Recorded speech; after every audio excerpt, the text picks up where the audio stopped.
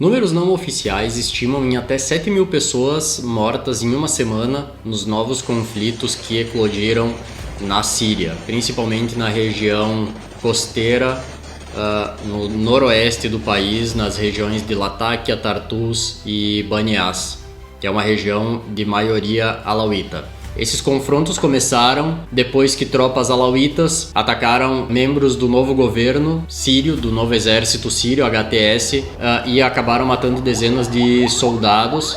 Com isso, o HTS lançou uma ofensiva para conter esses ataques dos grupos rebeldes. Nesse vídeo a gente vai falar sobre como a Síria voltou a esse estado de caos depois do governo do Al-Julani, que prometia ser um governo sem perseguições e um governo inclusivo e moderado. Bem-vindo ao canal Geopolítica Mundial. Já se inscreva no canal, curta o vídeo, compartilhe com algum amigo que se interesse pelo tema.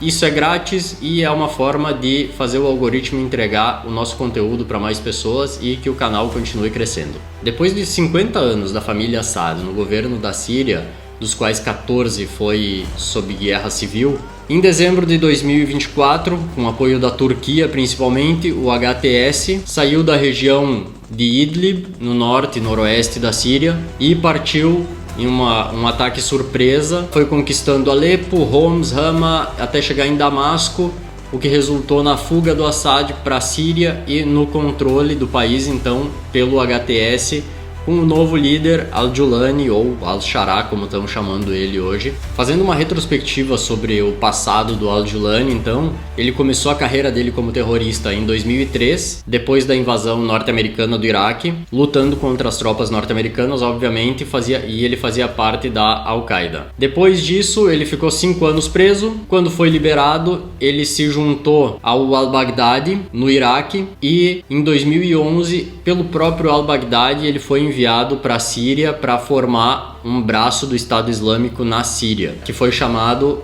Frente al-Nusra, que foi o primeiro grupo extremista mesmo a atuar na Síria, com sequestro de jornalistas e execuções. E se vocês não lembram, comentem aqui embaixo que eu posso trazer um vídeo sobre isso, falando sobre al-Nusra. Então, depois disso, supostamente rompeu com o Estado Islâmico e jurou aliança à Al-Qaeda. Depois de um tempo, ele formou um outro grupo chamado Jabhat Fatah al-Sham, também numa tentativa aí de já ir se desvinculando. Isso foi em 2016.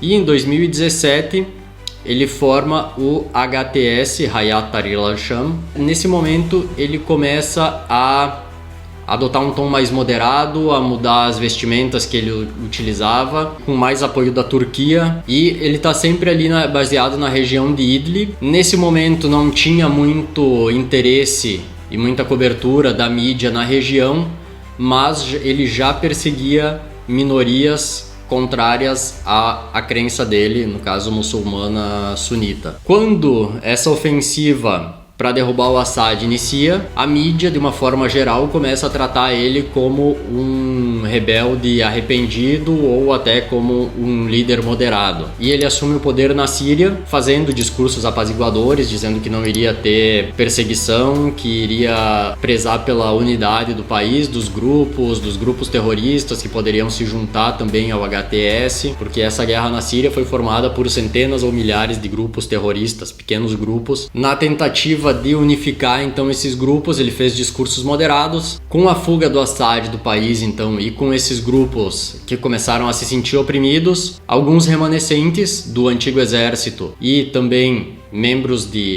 dos alauítas, da vertente alauíta do islamismo, no oeste do país, na região de Latakia, Tartus e Banias, que é onde a maioria dessas pessoas vivem. Lembrando também que os alauítas são aproximadamente 10% da população síria. Alguns grupos desses alauítas se formaram e atacaram membros do HTS nessa região costeira, matando dezenas de membros do HTS. No intuito de conter esses ataques, Al-Shara mandou centenas, milhares de soldados para a região, e foi aí que o negócio desandou.